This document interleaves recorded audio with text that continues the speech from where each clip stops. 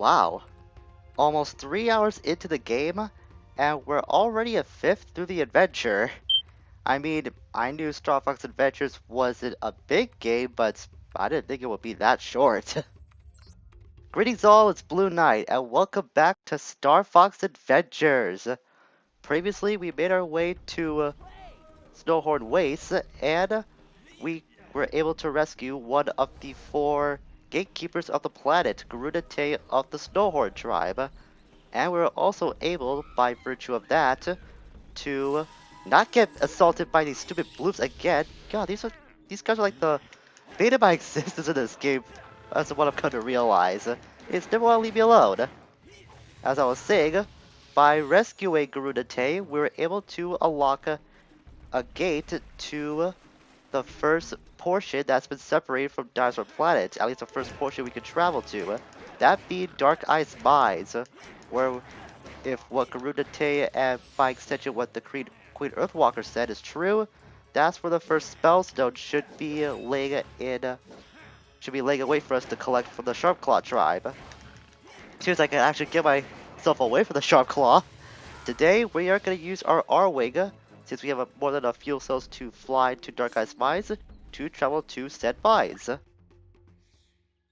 I'm not sure what the specific amount needed for getting to DarkIce Mines is. I think I'll just throw up a caption on how many fuel cells you need, to get to each of the separated parts from the planet are, because I never really took that into consideration before. But like I said previously, you should find more than enough fuel cells on the beaten path or just being in the way for you to carry yourself through the game when it comes to flying through with these R-Wing sections. And here's DarkIce Mines, so we'll make our way to that and continue our adventure to collect the first Spellstone. Snowhorn tribes are in great danger. General Scales has enslaved them to work in the DarkIce mine. If you can locate the gatekeeper's daughter, she will be able to help you. Free the Snowhorns by finding that Spellstone. It's up to you, Fox. Let me out. Fly through 3 gold rings to open the gatekeeper's force field.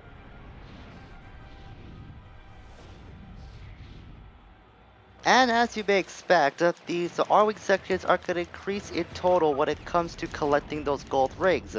They're not that hard to do though, if you are at least half decent from playing the first 2 games, since they were mainly oriented around these on-rail shooter sections. Then you should be able to get through this particular part of Starfox Adventures with no problems at all. Kinda like me, as someone who spent most of their childhood playing through Starfox 64, so this is gonna be a piece of cake for me. I mean, we're already at the 3 ring total that we need to take down the force field, but we can still collect more just for bragging rights. We did see back on the rank screen that you can collect all 10 rings, and it will show next to your score if you're able to do so. Just a little bonus thing you're able to accomplish if you are capable of collecting all the rings. I clearly missed 2 of them, so we're not going to be able to do that, but it doesn't really matter to me. But that score, though, that's not really good for my standards. It did it, Fox. The force field is down. It's safe for you to land. Let me out. I suppose I'll live with that. It did crack the top 5, but still.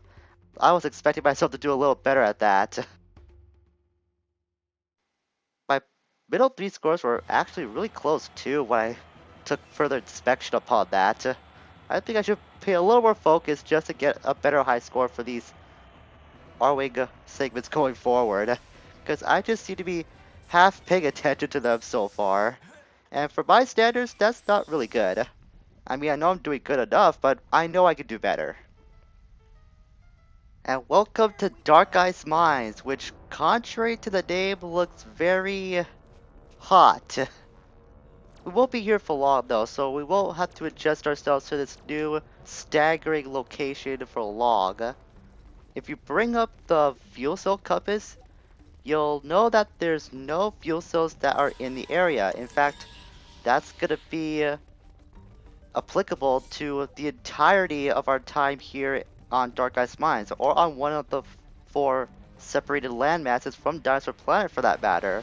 There aren't any fuel cells on any of these separated places, so you don't have to worry about collecting any of those or hunting for those to use for your R-Wing. So that's something you should keep in mind. That's pretty good to know. Which means we can put our full focus on the objective at hand, which is finding Garuda's daughter, freeing the rest of the Snow Horde from the enslavement of the Sharpclaw, and getting that first Spellstone. We talked to this particular Snowhorn. Can you help me get free? We'll have to find a key for that. I'm not sure where we can locate that. There are a couple more of the Snow Horde here, so I want to check up on them first. General Scales took the Spellstone down into the mine. Alright, the mine. Well, that does kind of make sense since this place is named DarkIce Mines. So we're about to run into that specific setting sooner or later. Take care of you, stupid Sharpclaw. And a Splack. No, that's the pluck. Well, Splack's the Splack, they're the same thing. Pretty weak to take out regardless of their size and their attacks. So those are here too. Scales took the Spellstone. Did I speak to you just a few minutes ago? Or moments, rather? Oh no, it's just the same. The one on that side over there. So I know where to go. We saw a crack in one of the snow banks.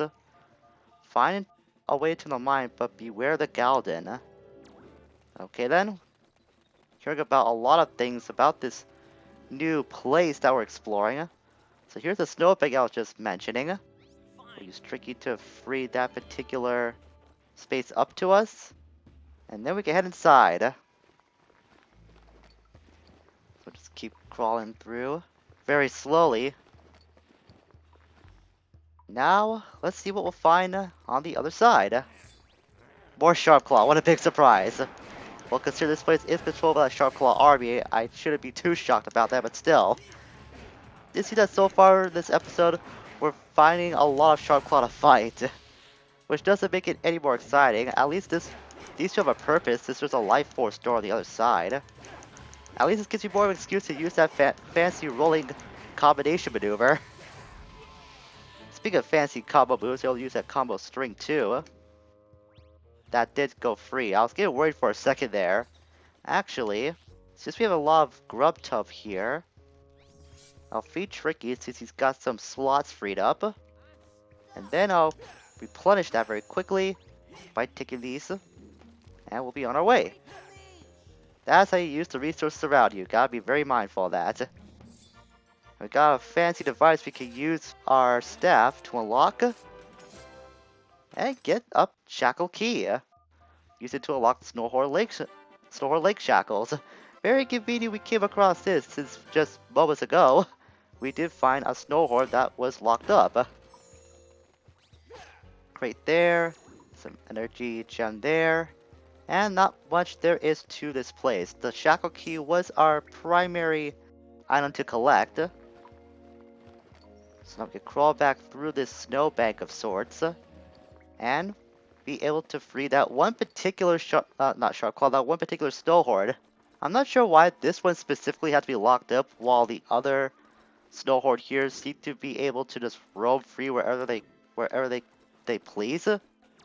But whatever, we'll just go with it.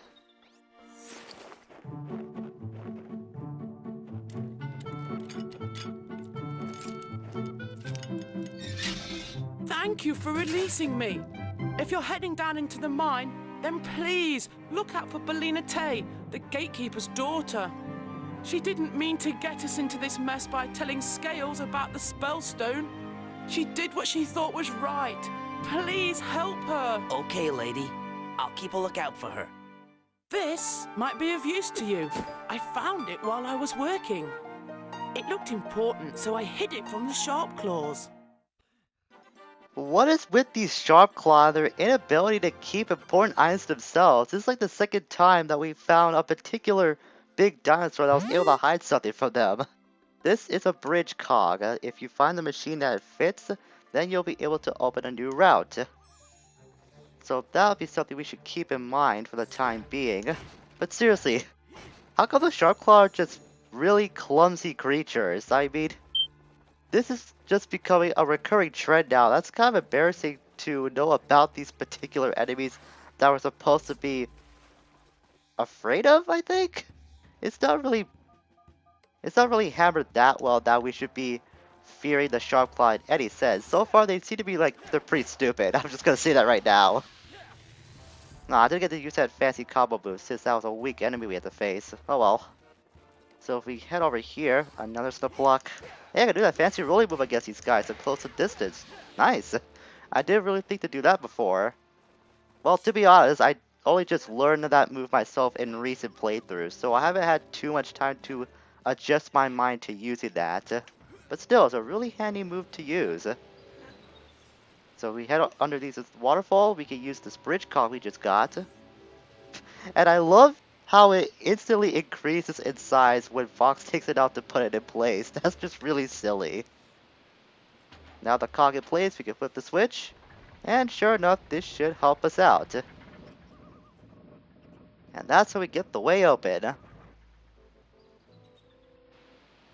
Now we can proceed even further through this opening area of the mines. If we could just ignore those guys. Actually, no, what am I thinking? This is me I'm talking about. I don't leave enemies alive for any reason. For like uber completionism, I like to exterminate all foes in the area. Why isn't this working? Work! Thank you! It's a weird hitbox this particular enemy has. Come on. Work. Either I'm really bad with my aiming or this... Nope, that was able to take down that hidden foe. Can I go 3 for 3? Come on. Work. Shoot it, Fox! Go in the hole! Why am I so bad at this? I was like right near the edge and it was able to count as a kill? That's a weird hitbox. I have to say that right now. I never had that much trouble facing that kind of enemy and having that much trouble trying to shoot it down. I have no idea how I took damage from that particular slip. It was not shooting a projectile in my direction at all. Or maybe it was, I just wasn't seeing it. I have no idea. This is becoming a really weird time in DarkIce minds right now. Well, there's even more Sharp Claw we can take out. And bullying another Snowhorn, I guess that's the only best thing these guys can do. And we just end up hitting that Snowhorn by accident. That's not doing wonders for our relationship with these guys. Let's take that one out. Very easy since the combat isn't that hard to grasp this game. Ow. Alright, buddy, it's your turn. Use that to close down the gap. Do that fancy combo like I always like doing. And there we go.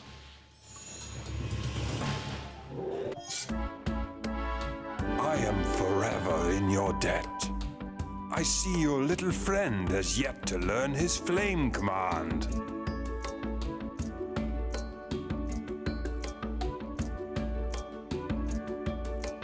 Go on, youngster. Give it a go.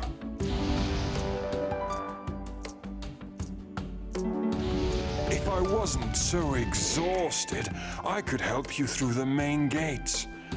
I need some food. And food is exactly what that Snowhorn will be getting in the next episode. We did make a bit of a ways into DarkIce mines, and we're not gonna be getting through this place pretty quickly. It's gonna take a little while for us to get through here, but it's gonna be worth it once we do acquire the Spellstone. At least Tricky now has a brand new move that he could use, the Flame Command, which is very nice. I'll be getting to more what that could do and how we can use it next time. Until we meet again, farewell for now.